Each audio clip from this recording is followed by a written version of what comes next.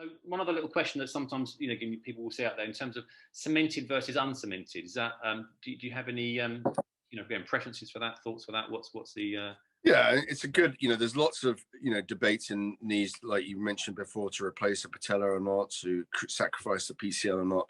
And uncemented, cemented is another sort of debate on the horizon. I think there's, quite good evidence from the Australian registry. They're big fans of uncemented knee replacements. I think in this country, personally, I cement all my knees. And that's more from training and the prosthesis I use. That's how it's designed. And I think I'd probably say, 95, 98, 99% of surgeons in this country would do the same. There are arguments for uncemented knee replacements if you've got good bone stock. Certainly the Oxford partial replacement, there's an uncemented version of that, which is showing, good data.